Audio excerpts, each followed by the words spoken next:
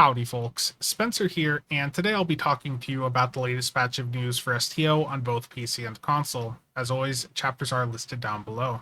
The first topic for today is that with Incursion having just dropped, we're starting to see some new giveaways pop up on the typical places related to this new season.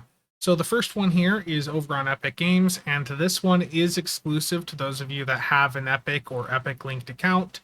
This giveaway is for a small XP boost, an experimental ship upgrade token, which will be very handy with the T6X2 upgrades now being live, and then the Universal Console retrofitted assimilator. This is an Infinity Lockbox console, so it's about 7 million EC on the exchange, and this is what that console looks like if you're not familiar with it.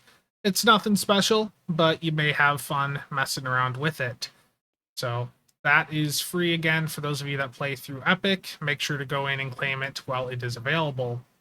For those of you that play the game through Arc or have an Arc linked account, there is a new giveaway up on Alienware Arena. This is the Borg Assimilation Pack. This pack contains the Borg exoskeletal frame, which is a 200 Lobby item traditionally, so that's a pretty valuable thing to get.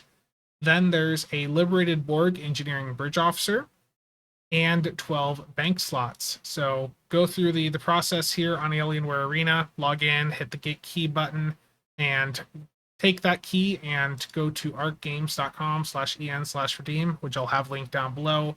Put that code in there, and then head in game, and you will see that pack show up under the promotions tab in the C store. And the name will be Borg Assimilation Pack. And make sure you're claiming it on the character you want the Borg exoskeletal frame on. The bank slots and the bridge officer come in boxes that you can put into your account bank and move around, but the Borg exoskeletal frame is immediately going to bind to whatever character you get this pack on. So just be careful with that. And again, like I said, the Borg exoskeletal frame is a 200 Lobby item. So that does also, I believe, have a costume associated with it. If I look in the Lobby store here, yeah, it says that should have a costume unlock with it. I don't know if this version of it will have that, but most likely it does. So definitely, make sure you're getting this on the character that you would want this on. This body armor is not anything like meta. It's not going to replace the disco stuff that people traditionally use, but for some of you, this may be fun to do for a Borg-themed setup you're working on. Now, there is one other giveaway that is currently in the game, and to get this one, you have to go to the C-Store Promotions tab, and it should be right up at the top. If it's not, hit the arrow to bring the drop-down down, and type in Protostar. There is a free Starfleet Protostar uniform that you can go through and claim in the Promotions tab of the C-Store for the duration of the Borg Tesseract event that we have going on right now. So if you want to get this free Protostar uniform, make sure to log in and claim it by the end of the month. For those of you on console, this should be available to claim for basically the entirety of November.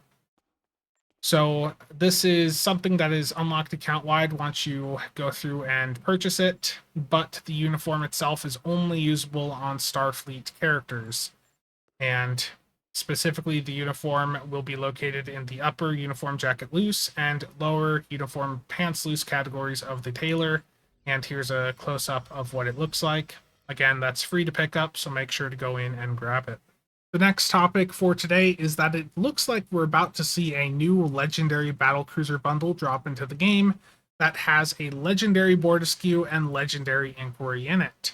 For the Bortasqu, they just gave a visual remaster to that ship with the Incursion season, and people have been asking for a legendary version of that ship for a very, very long time.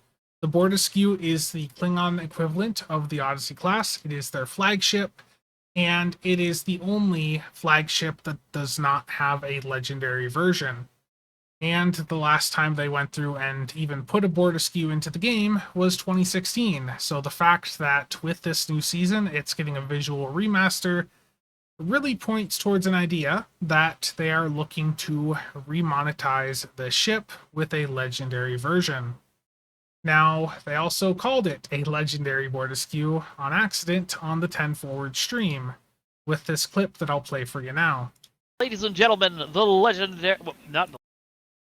Kale caught himself there, but it was quite clear what he was starting to say there was, you know, legendary Bortasqu was what he caught himself about to say there. And I think that was an intentional hint. I don't think that was an accidental slip up. I think that was intended to be a little teaser, you know, that this ship is getting an update. So between the fact that there was that slip up and the fact that they're putting a remastered skin on a ship from 7.5 years ago, makes me think it's getting a legendary update. And for the inquiry, well, there was a comment on a 10 Forward a couple months ago regarding a new updated skin for it to match what was shown in the later seasons of Star Trek Picard. And the notable thing about this would be, you know, fixing the deflector to make it look a bit more normal versus the grill that the inquiry currently has.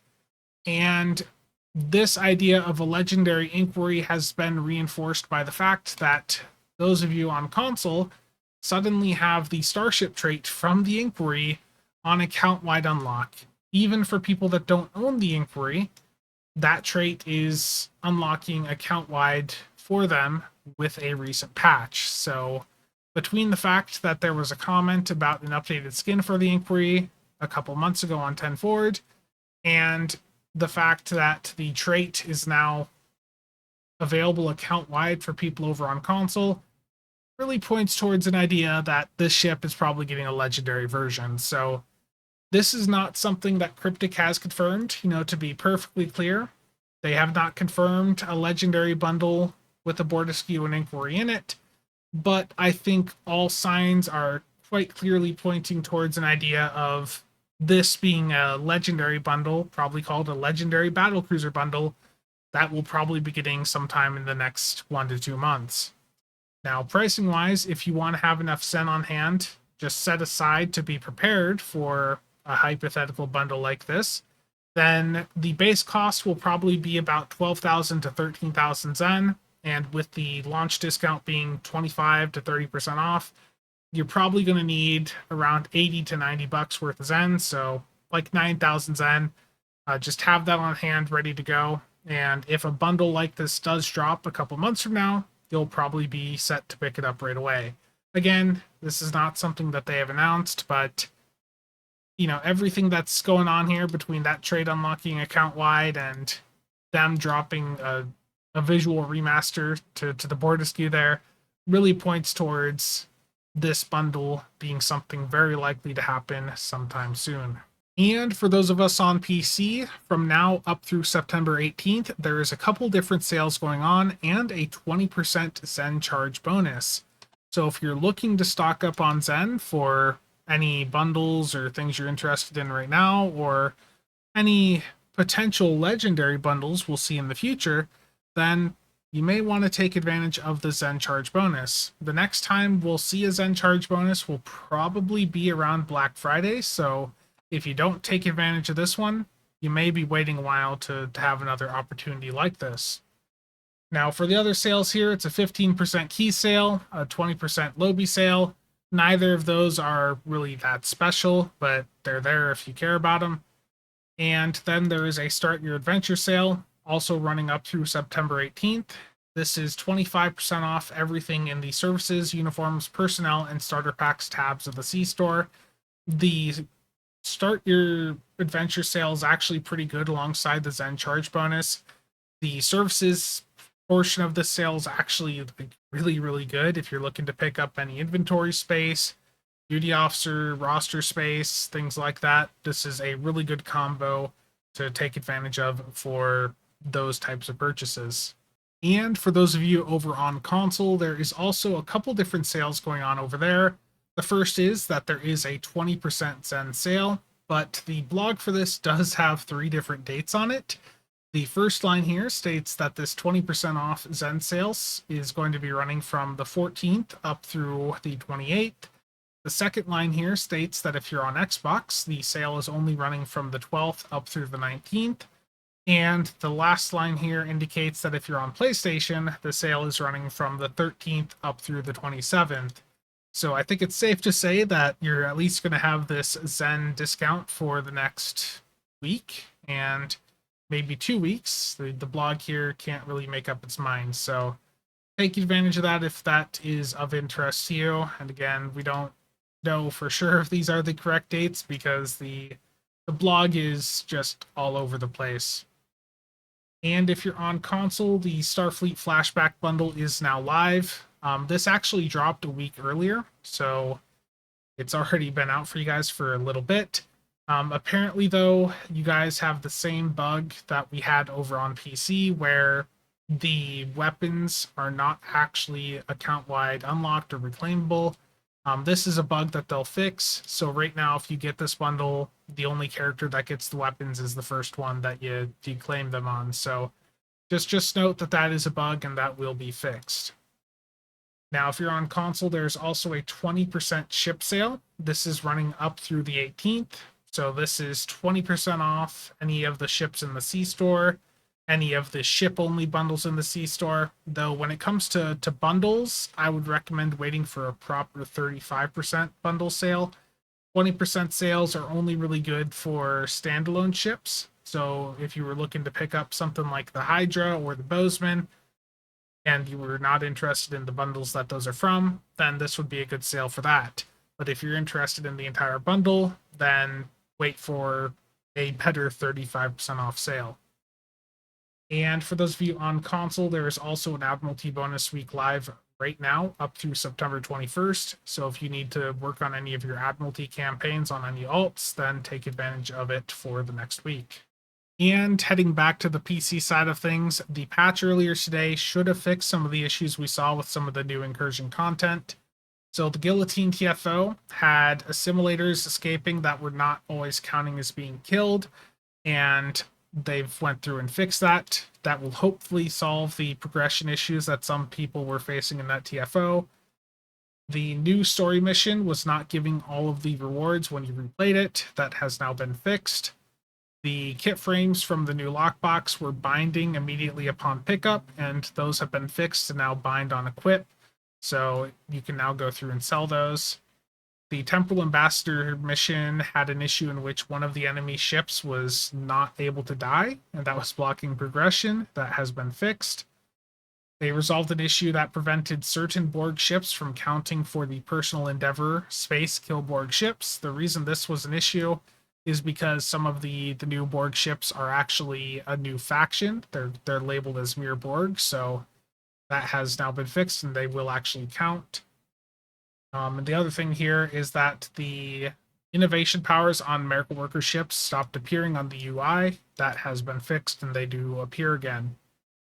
Known issues: the loadout system does not save the trait that is slotted in the X2 bonus slot. So if you're swapping between loadouts, just be aware of that and make sure to reslot it. And for those of you playing Infected, they are finally acknowledging the issue in which the generators on the side of the map are sometimes unshielded and can be taken out before the starting group has been taken out. If that happens, it blocks progression because the TFO will not be able to be completed if they die before the starting group.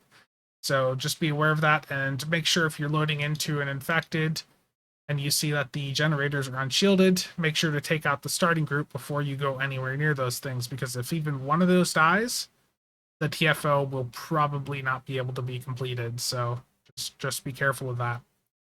Now, another thing too, while I'm on this picture, is you'll see that the Borg cubes have changed. The Borg cubes in many maps have been replaced with these new assimilators. And the reason for this is because they want cubes, when you actually encounter cubes, they want the cubes to actually be a bigger deal rather than the joke that they were before. So all of the cubes have been replaced by these assimilators. These assimilators are from the game Star Trek Armada 1, so they're not something completely new that STO created. They do, or that they have existed for a long time in the game canon. So that is a nice tie-in also for those of you that were fans of Star Trek Armada 1. Now, I'll just quickly mention also that the the cubes being replaced by these assimilators has had a secondary effect that I don't think they necessarily intended. That effect is that from a DPS point of view, the assimilators have a smaller hitbox than the cubes that they're replacing. So on the popular DPS parsing maps like Infected or Hive, the issue that we're running into right now is that that the hitbox is so small that the AoE abilities that we use that were able to hit the cubes before are not always hitting these assimilators.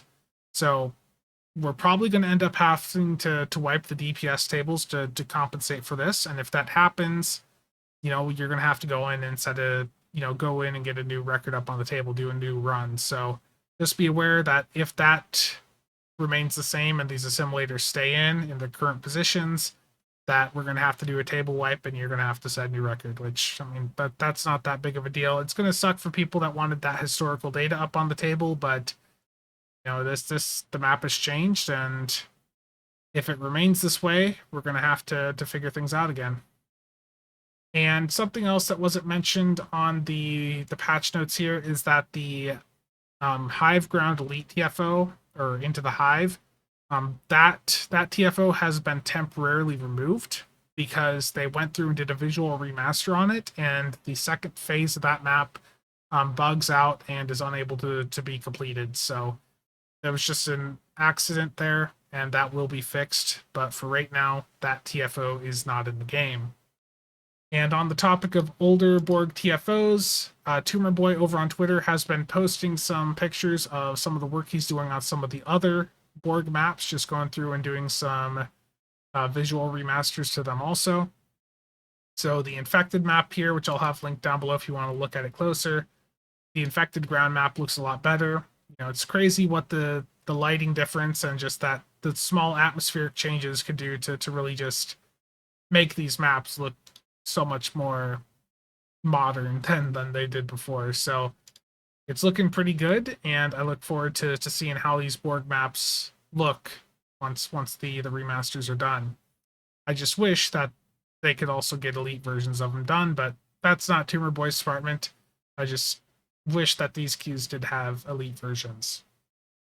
And while I'm on Twitter, I do want to mention that on the topic of like the Borg adaption and the remodulation changes, Jesse has a really nice Twitter thread going over the history of the design of those systems. So if you want to learn more about the Borg adaption or the remodulation, it's a pretty interesting thread to go through and read. And I think that is pretty much it. No, there's one more thing on Twitter. This is a spoiler, so feel free to skip ahead if you don't want to hear it. But regarding the new story mission, there is a special reward that you could find at one point in the mission, and it is this ground weapon you see here.